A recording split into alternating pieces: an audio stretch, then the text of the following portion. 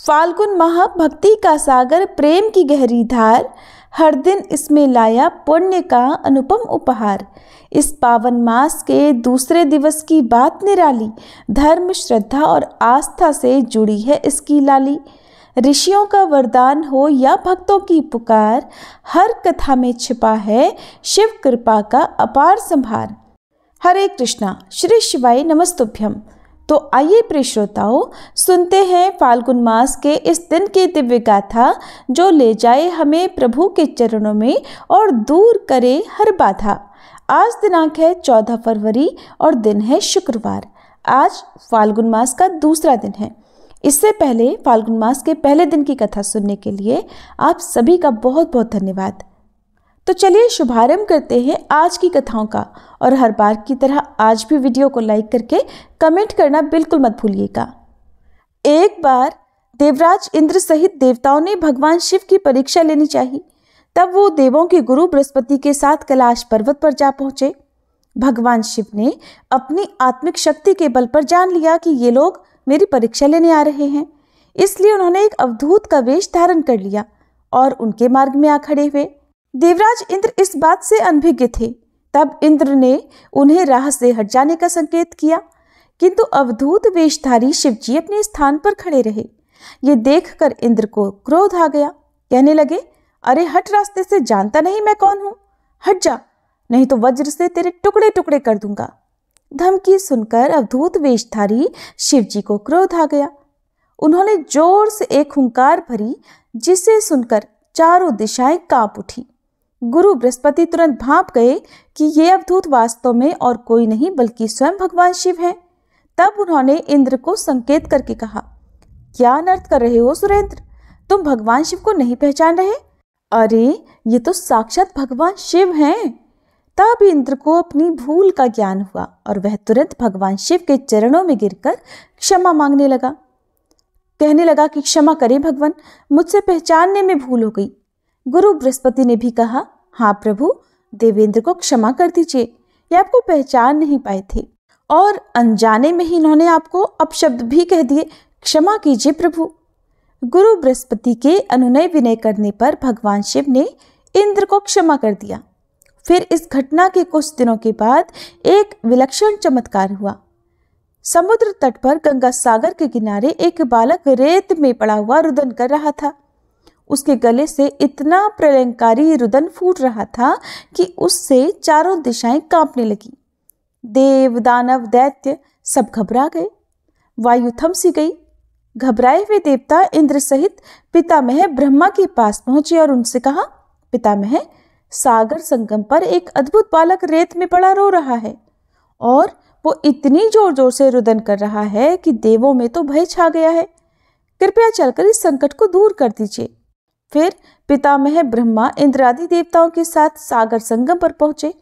पितामह के पहुंचते ही सागर अपने स्थान से निकला। उसने इंद्र सहित पितामह की वंदना की। ब्रह्मा जी ने सागर से पूछा, जल में रेत पर पड़ा ये बालक कौन है और इसके रुदन को सुनकर समस्त संसार त्रस्त हो रहा है? तब सागर ने कहा, मैं नहीं जानता भगवान। एक दिन एक विलक्षण तेज लहरों में आ गया था, उसी से इस बालक की उत्पत्ति हुई है।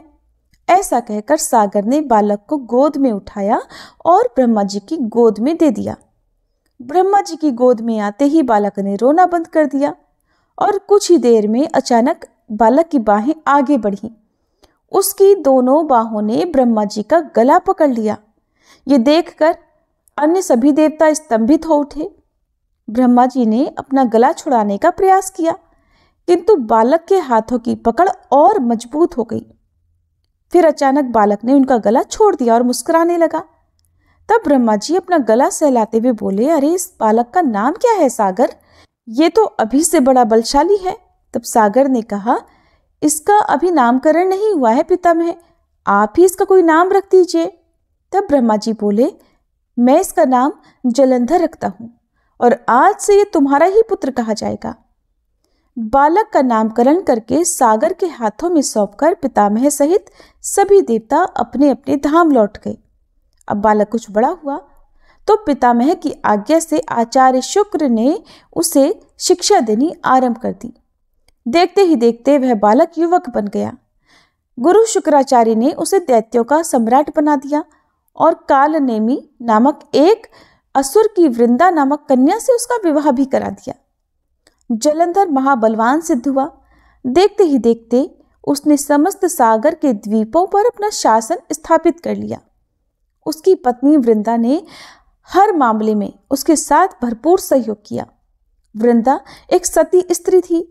उसे ब्रह्मा जी का वरदान मिला हुआ था कि जब तक उसका सतीत्व कायम रहेगा, सुर, असुर, देव, दानव कोई भी उसके पति का बाल बांका नहीं कर पाएगा। फिर एक दिन आचार्य शुक्राचार्य जलंधर की राजसभा में पधारे। जलंधर ने आचार्य की चरण वंदना की और उन्हें ऊंचे आसन पर बिठाकर पूछा, आचार्य, हमारे यहाँ एक राहु नामक वीर है। मैं जानना चाहता हूँ कि उसका सिर कटा हुआ क्यों है। तब गुरु शुक्राचार्य ने कहा, दैत्यराज, राहु का सिर भगवान विष्णु ने अपने सुदर्शन चक्र से काट दिया था। जलंधर बोला, मगर क्यों आचार्य? राहु ने ऐसा क्या अपराध कर दिया था? उत्तर में शुक्राचार्य ने उसे सागर मंथन की समस्त कथा सुनाकर कहा कि उसका अपराध ये था कि उसने देवताओं की पंक्ति में बैठकर धोखे से अमृत पान कर लिया था। तब जलंधर बोला, तो इसमें क्या अपराध हो गया आचार्य? आखिर अमृत निकला भी तो दैत्यों और देवताओं के सम्मिलित प्रयास से ही था। फिर अकेले ही देवता ही उस अमृत को पी जाने के अधिकारी भला कैसे हो गए? आचार्य बोले, इसमें भी विष्णु की छल नीति थी। समुद्र से निकले समस्त रत्न देवराज इंद्र ने ले लिए थे। अब तो ये बात सुनकर जलंधर क्रोधित होकर बोला, मैं ऐसा हरगिज नहीं होने दूंगा। मेरे पिता के रत्नों का अधिकारी इंद्र नहीं, मैं स्वयं हूं। अब तो देवताओं को सागर के रत्न लौटाने ही पड़ेंगे। उसके बाद गुरु शुक्राचार्य तो वापस अपने स्थान पर चले गए और जलंधर ने घसमड़ नामक दैत्य को बुलाकर इंद्रपुरी रवाना कर दिया ताकि वह इंद्र को ये संदेश दे आए कि समुद्र मंथन से प्राप्त सारे रत्नों को उसे सौंप दें। अब घसमड़ इंद्रपुरी पहुंचा। जाकर उसने देवराज इंद्र से कहा, देवराज, मैं दैत्यराज जलंधर का एक संदेश लेकर उपस्थित हुआ हूं। दैत्यराज ने कहा है कि सागर मंथन के दौरान उसके पिता के जो भी रत्न आपने हथिया लिए थे उन्हें तुरंत लौटा दें। सुनकर देवराज ने कहा, रत्न? कैसे रत्न? दैत्यराज से कहना, वो रत्न तो देवों के परिश्रम के फल थे। सेवक बोला, लेकिन परिश्रम तो देव और दानव दोनों ने ही किया था। फिर रत्न भला अकेले देवों के कैसे हो गए? सीधी तरह रत्नों को लौटा दो, वरना इसका परिणाम बड़ा भयंकर होगा। यह सुनकर इंद्र क्रोधित होकर कहने लगे, तुम्हारा इतना साहस? मेरी पुरी में ही मुझे धमकाते हो? ठहरो पापी, मैं अभी तुम्हें इसका मजा चखाता हूं। ऐसा कहकर इंद्र ने अपना वज्र निकाल लिया, लेकिन तभी आचार्य बृहस्पति ने उन्हें रोक दिया। फिर इंद्र को समझाते हुए बोले, क्रोध में मत आओ सुरराज, ये दूत है और दूत अवध्य होता है, इसे जाने दो। इसके बाद घसमड़ वापस जलंधर के पास पहुंचा और इंद्र द्वारा दिया गया उत्तर उसे कह सुनाया। सुनकर जलंधर तो मारे क्रोध की आग बबूला हो उठा। उसने तुरंत चारों दिशाओं में स्थित दैत्यों के पास संदेश भिजवा दिया कि वे तुरंत इंद्रपुरी पर आक्रमण कर दें। साथ ही साथ अपने सेनापतियों शुंभ और निशुंभ के साथ इंद्रलोक पर चढ़ाई भी कर दी और वहां पहुंचकर दैत्य सेना ने देवताओं का विध्वंस करना आरंभ कर दिया। दैत्यों के दल अमरावती को नष्ट भ्रष्ट करने में लग गए। दोनों पक्षों के वीरों के शव जमीनों पर गिरने लगे। आचार्य बृहस्पति देवों की ओर से और शुक्राचार्य दैत्यों की ओर से घायल और मृत वीरों का उपचार करने लगे और वे पुनः जीवित होकर युद्ध करने लगते। युद्ध चलता रहा, लेकिन किसी भी पक्ष को विजय नहीं मिल पा रही थी। इस पर जलंधर क्रोधित होकर गुरु शुक्राचार्य के पास पहुंचकर बोला, गुरुदेव, संजीवनी विद्या तो सिर्फ आप ही जानते हैं, फिर भला ये देवता मरकर जीवित कैसे हो रहे हैं? तब गुरु शुक्राचार्य बोले, दैत्यराज, संजीवनी बूटी का उपयोग करना आचार्य बृहस्पति भी जानते हैं। उन्होंने कई देवता इसी कार्य पर लगा रखे हैं कि वे द्रोणागिरी से संजीवनी बूटी लाते रहें। अगर किसी तरह देवताओं द्वारा द्रोणागिरी से बूटी लाना रोक दिया जाए तो आचार्य बृहस्पति देवों को पुनः जीवित नहीं कर पाएंगे। तब जलंधर बोला, लेकिन हमें इस तरह से तो अपनी सेना का एक बड़ा हिस्सा द्रोणागिरी पर्वत की ओर ले जाना पड़ेगा, और फिर यहाँ तो भयंकर गति से युद्ध चल रहा है। ऐसा करना तो बड़ा मुश्किल भरा होगा। तब गुरु शुक्राचार्य कहने लगे, तो फिर क्यों ना द्रोणगिरी पर्वत को ही सागर में डुबो दिया जाए, फिर न रहेगा बांस न बजेगी बांसुरी। शुक्राचार्य की बात सुनकर जलंधर अमरावती छोड़कर अब द्रोणगिरी पर्वत पर जा पहुंचा और अपने मंत्र बिद्ध बाणों से उसे समुद्र में डुबो दिया। इससे देवताओं को संजीवनी बूटी मिलनी बंद होने लगी। अब देवताओं में घबराहट फैल गई। देवराज इंद्र घबराते हुए आचार्य बृहस्पति के पास पहुंचे और बोले, हमारे वीर तो बड़ी संख्या में हताहत हो रहे हैं आचार्य, अब क्या होगा? इस तरह तो समस्त देवताओं का ही विनाश हो जाएगा। तब गुरु बृहस्पति बोले, मेरी सलाह मानो देवेंद्र, ये युद्ध तुरंत बंद कर दो और अपनी सेना सहित भागकर जान बचा लो। जलंधर भगवान शिव के तेज से पैदा हुआ है और उसमें भगवान शिव की तरह अपार बल है। तुम अपनी जान बचाओ, बाद में कोई ना कोई उपाय जलंधर को मारने का तो निकल ही आएगा। अब आचार्य बृहस्पति की सलाह मानकर देवराज इंद्र सहित देवता युद्ध छोड़कर भाग निकले और फिर मेरु पर्वत की कंदराओं में जा छुपे। शुंभ निशुंभ सहित दैत्यों की सेना ने उनका पीछा किया, किंतु देवता पहाड़ की गुफाओं में पहुंचकर अदृश्य हो गए। थक हार कर दैत्यों की सेना वापस लौट पड़ी। इधर जलंधर ने सारी अमरावती को लूट लिया और स्वयं इंद्र के सिंहासन पर बैठ गया। इंद्र मेरु पर्वत की कंदराओं से निकले और अपने साथियों के साथ भगवान विष्णु के पास पहुंचे। उन्होंने भगवान विष्णु से प्रार्थना की, रक्षा कीजिए प्रभु, जलंधर ने समस्त अमरावती तबाह कर दी है। हजारों देवता मारे गए हैं और स्वयं मैं भी मुश्किल से जान बचाकर यहाँ तक आया हूँ। तब श्री विष्णु ने इंद्र को आश्वासन देते हुए कहा, घबराओ मत सुरराज, मैं स्वयं तुम्हारी सहायता को चलता हूँ। अब जलंधर ज्यादा दिनों तक नहीं बच सकेगा। फिर श्री विष्णु अमरावती जा पहुंचे और श्री विष्णु के वहां पहुंचते ही देवताओं में नवीन स्फूर्ति का संचार होने लगा। वे शत्रु सेना पर प्रहार करने लगे। जलंधर बड़े प्रबल वेग से श्री विष्णु के सम्मुख आ डटा और श्री विष्णु जिस भी अस्त्र शस्त्र का उस पर प्रयोग करते, जलंधर उन्हें तुरंत ही निष्फल कर देता। आखिर में श्री विष्णु ने हार मान ली और कहने लगे, तुम वाकई वीर हो जलंधर, मेरे इतने अस्त्रों को भी तुमने निष्फल कर दिया। अब ये युद्ध बंद कर दो। जलंधर ने कहा, ये युद्ध अब केवल एक ही शर्त पर बंद हो सकता है देव, यदि आप मेरी बहन लक्ष्मी सहित मेरे द्वीपों पर मेरा आतिथ्य स्वीकार करें। तब भगवान विष्णु ने जलंधर की ये शर्त स्वीकार कर ली। फिर जलंधर के आदेश पर युद्ध बंद हो गया। इसके बाद भगवान विष्णु लक्ष्मी जी सहित सागर द्वीपों पर पहुंचे और जलंधर अमरावती की सारी संपदा को अपनी राजधानी में ले आया और फिर बड़े प्रेम से भगवान विष्णु की आतिथ्य सेवा करने लगा। और फिर एक दिन देवर्षि नारद उसकी सभा में पधारे। जलंधर ने उनका स्वागत सत्कार किया। नारद जी ने कहा, दैत्यराज, इस समय समस्त ऐश्वर्य तुम्हें उपलब्ध है, किंतु एक चीज की कमी है। जलंधर बोला, कमी? किस चीज की कमी है देवर्षि? मेरे पास तो सब कुछ मौजूद है। तब नारद जी ने कहा, एक ऐसी सुंदरी की कमी है जो सुंदर होते हुए भी सर्वगुण संपन्न हो। हालांकि तुम्हारी पत्नी वृंदा स्वयं भी बहुत सुंदर है, किंतु शिवजी की पत्नी पार्वती की तो बात ही कुछ और है। जलंधर बोला, यदि ऐसा है तो देवर्षि, मैं पार्वती को अपनी पत्नी जरूर बनाऊंगा। मैं आज ही अपनी सेना को कैलाश पर चढ़ाई करने का आदेश देता हूँ। मतिमंद जलंधर अपनी सेना को लेकर अब कैलाश पर्वत पर टूट पड़ा। उसकी सेना और शिव गणों में भयंकर युद्ध छिड़ गया। आखिर भगवान शिव के गण युद्ध भूमि छोड़कर भाग निकले। विवश होकर भगवान शिव को युद्ध भूमि में जाना पड़ा। अपने स्वामी की उपस्थिति में शिव गणों का उत्साह बढ़ गया। वे तीव्र वेग से दैत्य सेना पर टूट पड़े और उनका संहार करना शुरू कर दिया। अब शिव जी जलंधर के सम्मुख आ डटे। दोनों में विकट युद्ध छिड़ गया। दूसरी ओर भगवान विष्णु अपनी कुछ और ही माया रच रहे थे। जलंधर की पत्नी वृंदा एक महान पतिव्रता नारी थी। तब भगवान विष्णु ने जलंधर का ही वेश धारण किया और उसके शयनागार में जा पहुंचे।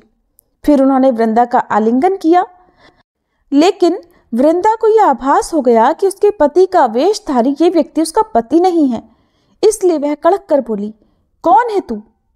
तब श्री विष्णु अपने वास्तविक स्वरूप में प्रकट हुए और हंसते हुए बोले, मुझे बहुत खेद है वृंदा, लेकिन ऐसा करना आवश्यक हो गया था। तेरा पति तेरे ही कारण अजेय था। अब उसे मारने में भगवान शिव को कोई परेशानी नहीं होगी। अब वृंदा रोते हुए बोली, आपने मेरे साथ ऐसा विश्वासघात क्यों किया प्रभु? मेरे पति ने तो आपके आतिथ्य सत्कार में कभी कोई कमी नहीं छोड़ी थी। भगवान विष्णु ने उसे आशीर्वाद देते हुए कहा, तुम वास्तव में एक पूज्य नारी हो वृंदा, लेकिन हर आतताई का एक न एक दिन अंत होता ही है। तुम्हारे पति के पापों का घड़ा भर चुका है, अब उसका अंत निकट आ पहुंचा है। लेकिन मैं तुम्हें वरदान देता हूं कि आज से तुम सारे संसार में पूजी जाओगी। समस्त स्त्रियां तुम्हारी पूजा किया करेंगी। पश्चाताप की अग्नि में जलती हुई वृंदा इधर अग्नि में कूद पड़ी और देखते ही देखते भस्म हो गई। फिर उसके शरीर का तेज निकलकर पार्वती जी के शरीर में प्रविष्ट हो गया। देवताओं ने पुष्प वर्षा की। वृंदा के अग्नि में भस्म होते ही इधर जलंधर का तेज घट गया और फिर अवसर पाते ही भगवान शिव ने अपने त्रिशूल से उसका मस्तक काट दिया। जलंधर के मरते ही उसका वह तेज, जिससे वह आज तक अजेय था, शिव जी के शरीर में प्रविष्ट हो गया और फिर दैत्य सेना घबराकर भाग गई। फिर देवताओं ने शिव जी की जय जयकार की। इंद्र ने पुनः अपना सिंहासन प्राप्त कर लिया और फिर चारों ओर पहले की तरह सुख शांति छा गई। ये थी जलंधर वध की कथा। अब सुनिए फाल्गुन मास महात्म्य की आज की कथा। गौतम मुनि ने जब राजा को बताया कि वह शिवरात्रि उपवास करके भगवान शिव का महोत्सव देखकर लौटे हैं और उन्होंने मार्ग में एक अद्भुत आश्चर्य की बात देखी, तब राजा ने पूछा, हे ब्राह्मण, आपने मार्ग में कौन से आश्चर्य की बात देखी और कहाँ पर देखी, वो मुझे भी बताइए। तब गौतम जी कहने लगे, राजन, गोकर्ण से आते समय एक स्थान पर दोपहर के समय मुझे एक स्वच्छ सरोवर दिखाई दिया। वहां जल पीकर मैंने रास्ते की थकान दूर की और घनी और शीतल छाया वाले बरगद के नीचे विश्राम किया। उसी समय थोड़ी ही दूर पर मैंने एक अंधी, बूढ़ी और दुबली पतली चांडालनी को देखा। उसका मुंह सूख गया था। उसने कुछ भी भोजन नहीं किया था और वह अनेक प्रकार के रोगों से पीड़ित थी। उसके सभी अंगों में कोढ़ के घाव हो गए थे और बहुत से घावों में कीड़े भी पड़ गए थे। उसकी कमर में पीप और रक्त से सना हुआ एक फटा पुराना वस्त्र लिपटा हुआ था। उसे उस दशा में देखकर मुझे बहुत दया आई और उसके मृत्युकाल की प्रतीक्षा करता हुआ मैं क्षण भर वहीं बैठा रहा। इतने में ही भगवान शंकर के पार्षदों द्वारा लाया जाता हुआ एक विमान मैंने देखा, जो अपनी किरणों से आकाश मार्ग को प्रकाशित कर रहा था।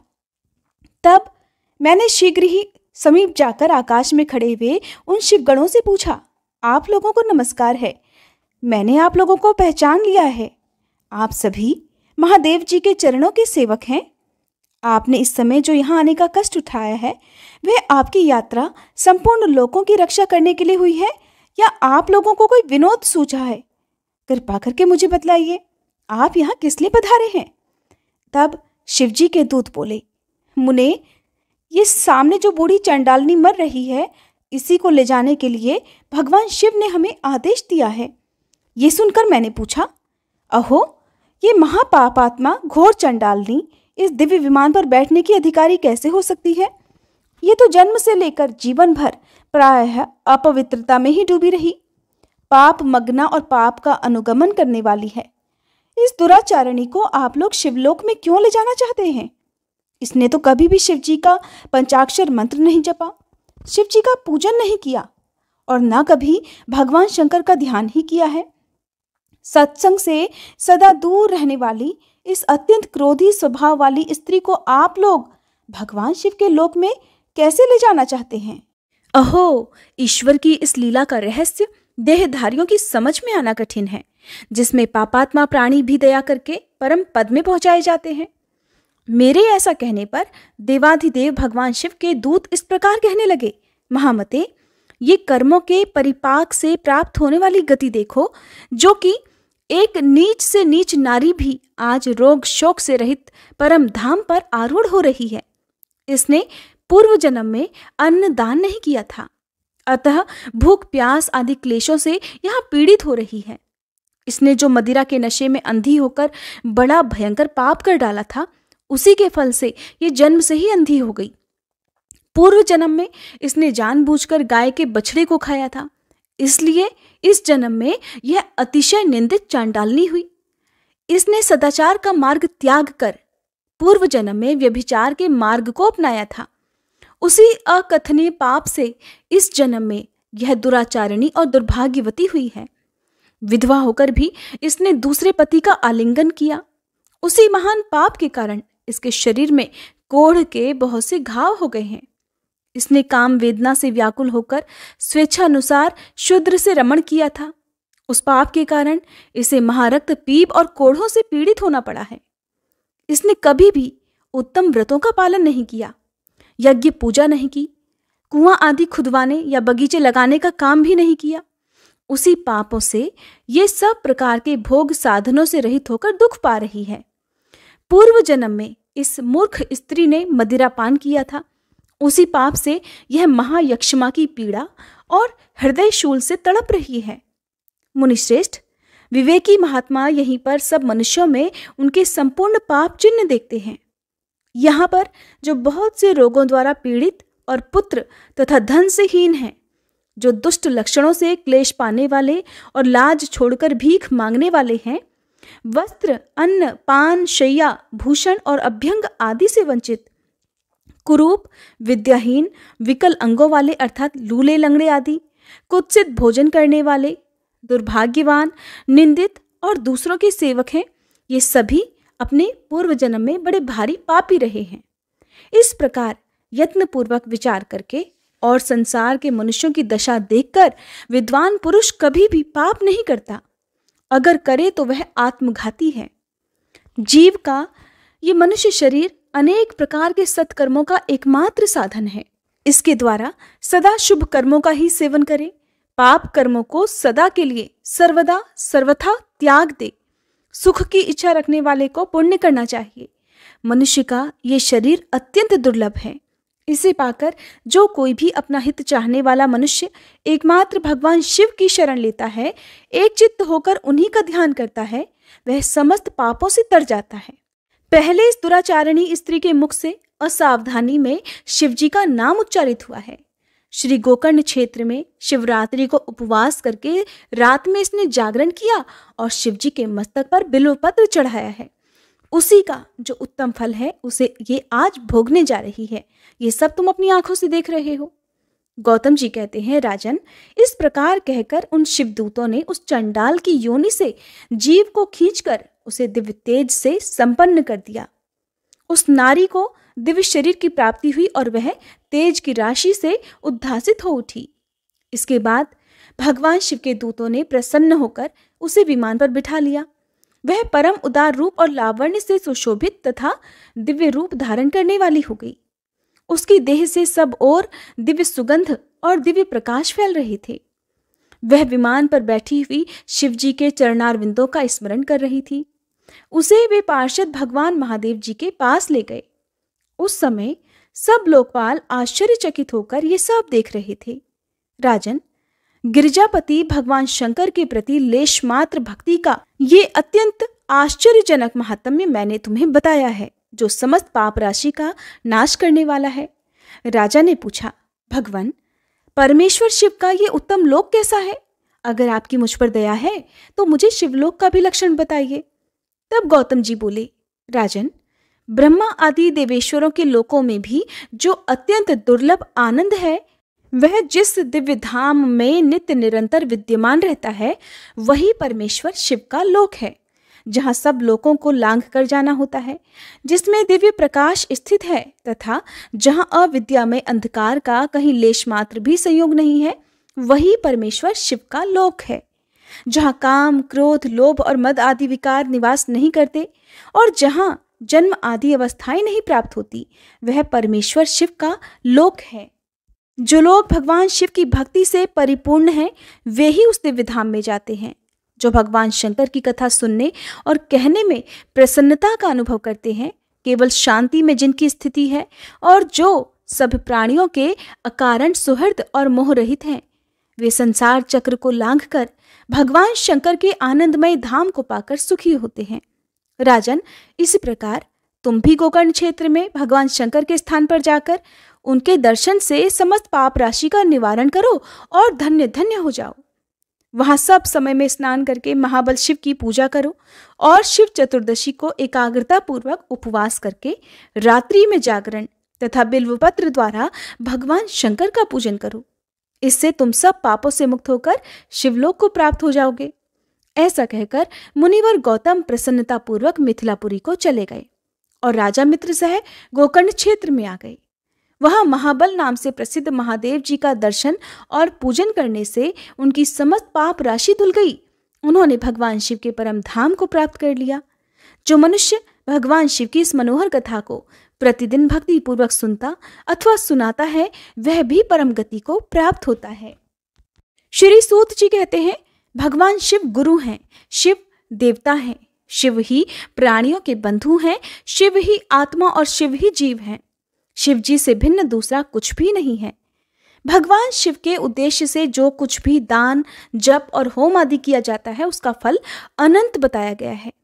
ये समस्त शास्त्रों का निर्णय है। जो एकमात्र भगवान शिव का भजन करता है, वह सभी बंधनों से मुक्त हो जाता है। जो प्रीति अपने पुत्र, स्त्री और धन में की जाती है, वही अगर भगवान शिव की पूजा में की जाए तो वह उद्धार कर देती है। इसलिए कितने ही महात्मा पुरुष भगवान शिव की पूजा के लिए संपूर्ण विषय रूपी मदिरा को छोड़ देते हैं।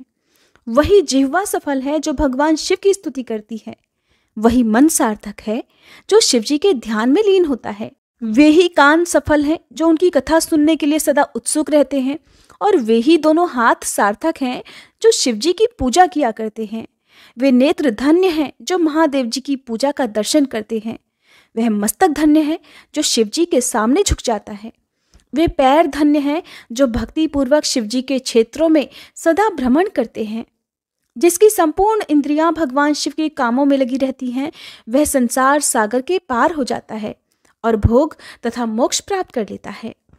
शिव जी की भक्ति से युक्त मनुष्य चांडाल, पुलकस, नारी, पुरुष अथवा नपुंसक कोई भी क्यों ना हो, तत्काल ही संसार बंधन से मुक्त हो जाता है। जिसके हृदय में भगवान शिव की लेश मात्र भी भक्ति है, वह समस्त देहधारियों के लिए वंदनीय है। उज्जैनी नगरी में चंद्रसेन नामक एक राजा थे। वे उसी नगर में निवास करने वाले भगवान महाकाल का पूजन करते थे। शिवजी के पार्षदों में अग्रगण्य तथा अमंगलों को जीतने वाले विश्ववंदित मणिभद्र जी राजा चंद्रसेन के मित्र हो गए थे। उन्होंने राजा पर प्रसन्न होकर एक समय उन्हें दिव्य चिंतामणि प्रदान की, जो कौस्तुभ मणि तथा सूर्य के समान दैदीप्यमान थी। वह देखने, सुनने अथवा ध्यान करने पर भी मनुष्यों को मनोवांछित वस्तु प्रदान करती थी।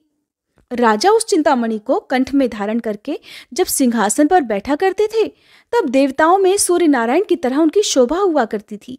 राजा चंद्रसेन के विषय में ये सब बात सुनकर समस्त राजाओं के मन में उस मणि के प्रति लोभ की मात्रा बढ़ गई और वे शुद्ध रहने लगे। एक बार उन सभी ने बहुत सी सेना साथ लेकर क्रोधपूर्वक धरती को कंपाते हुए आक्रमण कर दिया और उज्जैनी को चारों ओर से घेर लिया। अपनी नगरी को घिरा हुआ देखकर राजा चंद्रसेन भगवान महाकाल की शरण में गए और मन को संदेह रहित करके दृढ़ निश्चय के साथ उपवास पूर्वक दिन रात अनन्य भाव से भगवान गौरीपति की आराधना करने लगे। उन्हीं दिनों उस नगर में कोई ग्वालिन रहती थी, जिसके एकमात्र ही पुत्र था। वह विधवा थी और उज्जैनी में बहुत दिनों से रहा करती थी। वह अपने 5 वर्ष के बालक को लिए हुए महाकाल के मंदिर में गई और राजा चंद्रसेन द्वारा की हुई गिरिजापति की महापूजा का दर्शन किया। शिव पूजन का वह आश्चर्यमय उत्सव देखकर उसने भगवान को प्रणाम किया और पुनः अपने निवास स्थान पर लौट आई। ग्वालिन के उस बालक ने वह सारी पूजा देखी थी, इसलिए घर आने पर उसने भी कौतूहलवश शिव जी की पूजा प्रारंभ कर दी, जो संसार से वैराग्य प्रदान करने वाली है। एक सुंदर पत्थर लाकर उसे घर से थोड़ी ही दूर पर एकांत स्थान में रख दिया और उसी को शिवलिंग मान लिया। फिर अपने छोटे छोटे हाथों से मिलने लायक जो कोई भी फूल उसे दिखाई दिए, उन सब को इकट्ठा करके उस बालक ने जल से शिवलिंग को स्नान कराया और भक्तिपूर्वक पूजन किया। उसके बाद कृत्रिम अलंकार, चंदन, धूप, दीप और अक्षत आदि उपचारों से अर्चना करके मनः कल्पित अर्थात मन से भाव करके दिव्य वस्तुओं को भगवान को नैवेद्य निवेदित किया। सुंदर सुंदर पत्रों, फूलों से बार बार पूजा करके तरह तरह से शिवलिंग के सामने नृत्य किया और बारंबार भगवान के चरणों में शीश झुकाया। इस प्रकार अनन्य चित्त होकर शिवजी की आराधना में लगे हुए अपने पुत्र को ग्वालिन ने बड़े प्यार से भोजन के लिए बुलाया, लेकिन उसका मन तो पूजा में लगा हुआ था। माँ के बहुत बुलाने पर भी उसे भोजन करने की बिल्कुल इच्छा नहीं हुई। तब उसकी माँ स्वयं चलकर उसके पास गई और शिवजी के आगे आंखें बंद करके ध्यान लगाए बैठे अपने पुत्र को हाथ पकड़कर खींचने लगी। इतने पर भी जब वह नहीं उठा, तब उसने क्रोध में आकर अपने पुत्र को खूब पीटा। खींचने और मारने पीटने पर भी जब उसका पुत्र नहीं आया, तब उसने वह शिवलिंग उठाकर दूर फेंक दिया और उस पर चढ़ाई हुई सारी पूजन सामग्री भी नष्ट कर दी। ये देखकर वह नन्हा बालक हाय हाय कहकर रो उठा। रोष में भरी हुई ग्वालिन अपने बेटे को डांट डपट कर फिर से घर में चली गई। उधर भगवान शिव की पूजा को अपनी मां के द्वारा नष्ट हुई देखकर वह बालक देव देव महादेव की पुकार करते हुए सहसा मूर्छित होकर गिर पड़ा। उसकी आंखों से आंसुओं की धारा बह रही थी। 2 घड़ी के बाद जब उसे होश आया, तब उसने आंखें खोली और देखा उसका वही निवास स्थान परम सुंदर शिवालय हो गया था। मणियों के खंभे उसकी शोभा बढ़ा रहे थे। उसके द्वार, किवाड़ और सदर फाटक सब कुछ सोने के बन गए थे। वहां की धरती बहुमूल्य नीलमणि और हीरों की वेदिकाओं से सुशोभित थी। ये सब देखकर वह बालक सहसा उठा और हर्ष से परमानंद के समुद्र में निमग्न सा हो गया। उसने समझ लिया कि ये सब शिवजी की पूजा का ही महात्म्य है। उसी के प्रभाव से दिव्य विभूति प्रकट हुई है। इसके बाद उस बालक ने अपनी माता के अपराध की शांति के लिए पृथ्वी पर मस्तक रखकर साष्टांग प्रणाम किया और कहा, हे देव, हे उमापते, मेरी माता का अपराध क्षमा कीजिए। वह मूढ़ है, आपके प्रभाव को नहीं जानती है महादेव। आप उस पर प्रसन्न हो जाइए। अगर मुझ में आपकी भक्ति से उत्पन्न हुआ कुछ भी पुण्य है, तो उससे मेरी माता आपकी दया प्राप्त कर सके। इस प्रकार भगवान शंकर को बार बार प्रसन्न करके उनके चरणों में मस्तक झुकाकर सूर्यास्त के समय वह बालक शिवालय से बाहर निकला और उसने अपने शिविर को देखा। वह इंद्र नगर के समान शोभा पा रहा था। वहां सब कुछ तत्काल स्वर्णमय होकर विचित्र वैभव से प्रकाशित होने लगा। भवन के अंदर प्रवेश करके उस बालक ने देखा कि उसकी माँ तो बहुमूल्य रत्नमय पलंग पर बिछी हुई श्वेत रंग की शैया पर निर्भय होकर सो रही है और उसी को याद कर रही है। उसने अपनी माँ को जगाया। ग्वालिन बड़ी तेजी से उठी और अपने पुत्र को तथा अपने घर को भी अपूर्व रूप में देखकर आनंद से विह्वल हो उठी। पुत्र के मुख से गिरजापति शंकर जी का वैसा प्रसाद सुनकर ग्वालिन ने राजा को सूचना दी, जो नित्य निरंतर भगवान शिव के भजन में ही लगे रहते थे।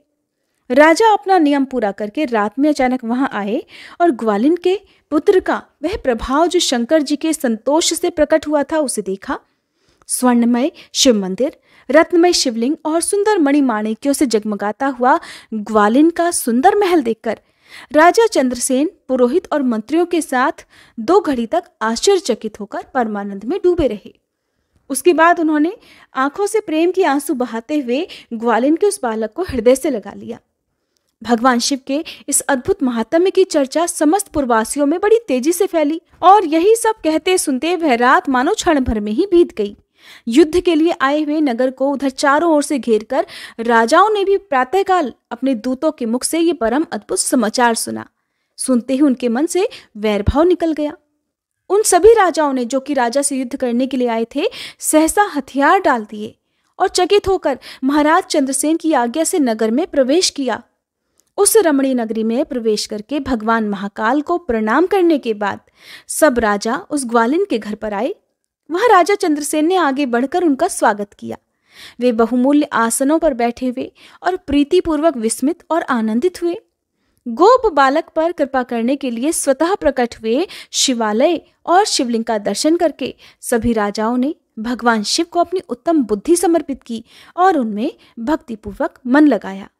इसी समय सभी देवताओं से पूजित परम तेजस्वी वानर राज हनुमान जी वहां प्रकट हुए।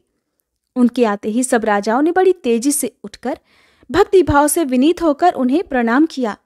तब हनुमान जी कहने लगे, राजाओं, भगवान शिव की पूजा के सिवा देहधारियों के लिए दूसरी कोई गति नहीं है। ये बड़े सौभाग्य की बात है कि इस गोप बालक ने शनिवार को प्रदोष व्रत के दिन बिना मंत्रों के भी शिव जी का पूजन करके उन्हें पा लिया। शनिवार को प्रदोष व्रत समस्त देहधारियों के लिए दुर्लभ है। कृष्ण पक्ष आने पर तो वह और भी दुर्लभ हो जाता है। गोप वंश की कीर्ति बढ़ाने वाला ये बालक संसार में सबसे अधिक पुण्यात्मा है। इसकी वंश परंपरा में 8वीं पीढ़ी में महायशस्वी नंद उत्पन्न होंगे, जिनके यहाँ साक्षात भगवान नारायण उनके पुत्र रूप से प्रकट होकर श्री कृष्ण के नाम से प्रसिद्ध होंगे। आज से ये गोपाल नंदन संसार में श्रीकर नाम से विख्यात होगा। अंजनी नंदन हनुमान जी ऐसा कहकर उस गोप बालक को शिव जी की उपासना के आचार व्यवहार का उपदेश देकर वहीं अंतर्ध्यान हो गए। वे सब राजा हर्ष में भरकर महाराज चंद्रसेन की आज्ञा लेकर जैसे आए थे वैसे ही लौट गए। महातेजस्वी श्रीकर भी हनुमान जी का उपदेश पाकर धर्मज्ञ ब्राह्मणों के साथ शंकर जी की आराधना करने लगा।